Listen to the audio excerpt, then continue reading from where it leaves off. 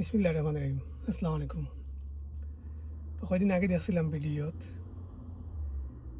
এক বাইর যে আমেরিকা টাইগার আইছে, টাইগার খাইরা।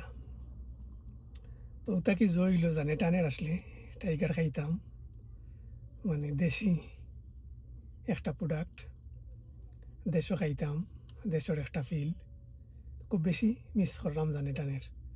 তো আইমু সফো যে এরিয়ার টাইগার আছে বাংলা বাজার আর আওয়া হয় না। তাই আজকে আইসি, ভাবলাম একটা টাইগার খাই। তো গেলাম দোকানও, টাইগার লইলাম একটা।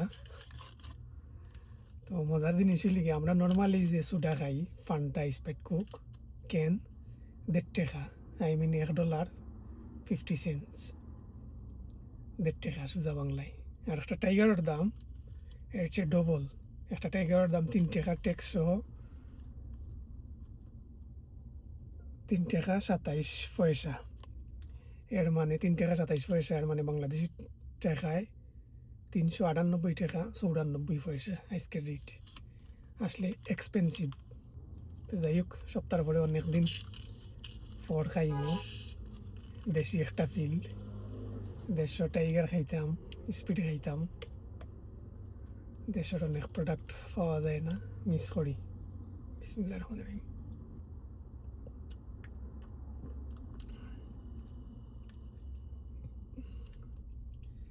আলহামদুলিল্লাহ, সবাই ভালো থাকবা, সবার লাগি দোয়া রইল। আসসালামু আলাইকুম।